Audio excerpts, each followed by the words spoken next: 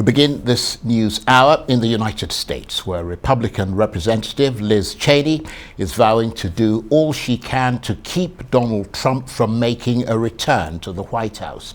Her comments come as Mr. Trump proved he still holds sway in the Republican Party. His candidate defeated Cheney in Wyoming's primaries. Ms. Cheney says she'll decide in the coming months whether to run for president.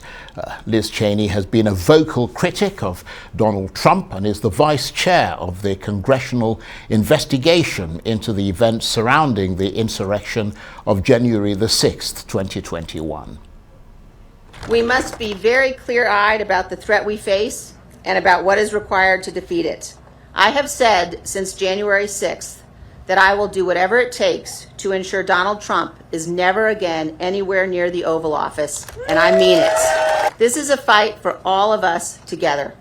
I'm a conservative Republican. I believe deeply in the principles and the ideals on which my party was founded. I love its history, and I love what our party has stood for. But I love my country more. So I ask you tonight to join me. As we leave here, let us resolve that we will stand together, Republicans, Democrats, and Independents, against those who would destroy our republic. They are angry and they are determined, but they have not seen anything like the power of Americans united in defense of our Constitution and committed to the cause of freedom. There is no greater power on this earth. Well, for more on all those stories, I'm joined now by Arise US correspondent Eric Ham, who is in Washington. Good to see you, Eric. So, an overwhelming defeat for Liz Cheney, buried under a landslide, as one reporter put it, of Trumpian vengeance and vitriol. Bring us the details. Yeah, that's right. And this is a race that has been closely watched.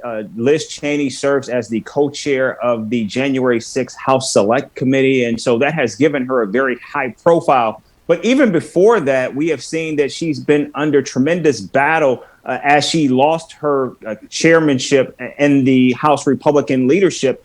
And now she has been persona non grata with Republicans since coming out to not only support the impeachment and removal of the former president, but also by serving on the January 6th committee, where she has been effectively going after the former president.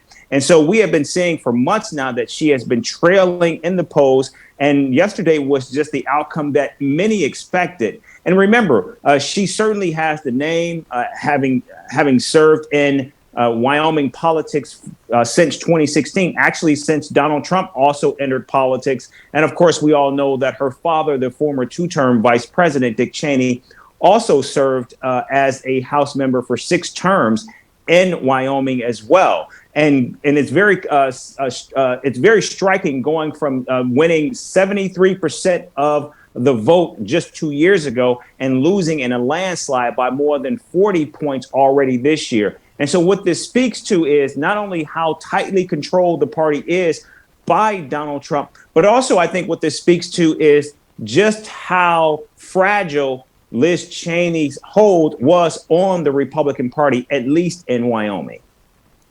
But of course, Eric, we saw that even in defeat, Liz Cheney's powerful pitch, she was using it as a platform to look ahead to the future and saying essentially that over her dead body would Donald Trump be allowed anywhere near the Oval Office again. So for her, the end of her career in Congress, but the beginning of another fight. That's absolutely right. In fact, we know that even after losing this race, she created a new political action committee. She will take more than $7 million that she still has left in her congressional campaign. She will move to this political action committee, and she has already made clear that she will begin to align with Republicans who do not believe in the election lie to combat election deniers. And so it appears as though now she is going to be one of those who is going after Republicans who support the big lie, but also she's looking ahead to 2024. Now, today she would not make a commitment that she's going to run for president against Donald Trump in 2024, but she is beginning to lay the groundwork to go after Republicans who are election deniers. And of course, this looks as though it's going to be leading up to, if not her running against Donald Trump in 2024, supporting someone who will run against him. Well, Eric, let's move on to Donald Trump's former lawyer, Rudy Giuliani, who's appearing before a special grand jury in Georgia, part of a criminal investigation into that 20 attempts to overturn the election results in 2020. What's the background to it and the latest?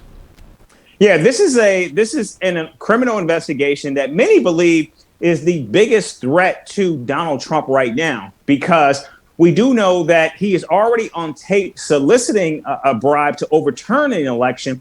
And now what we are seeing is Fani Willis, the investigator, the lead prosecutor here, has already made clear that Rudy Giuliani is, in fact, a target in this investigation. And we are told that this investigation involves going after those fake electors that were actually put in place to try to overturn the election, specifically in Georgia. Now, what we're seeing here is the prosecutor is looking at a conspiracy case where it looks as though she has cast a very wide net and is bringing a lot of people in.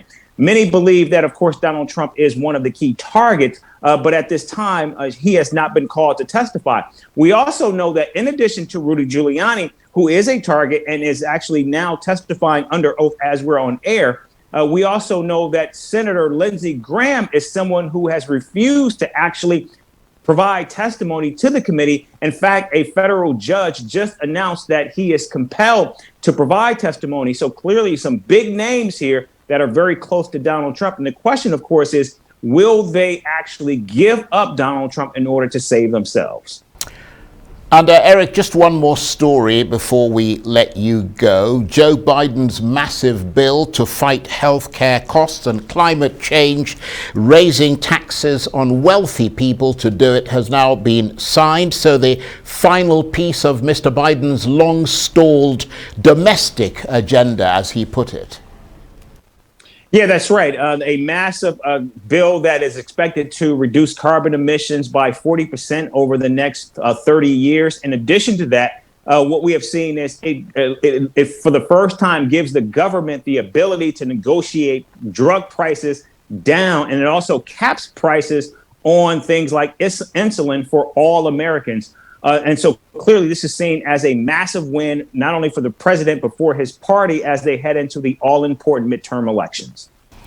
I'm just curious, before we go, Eric, what public opinion is about all that? I mean, divided as it is in America at the moment. Does U.S.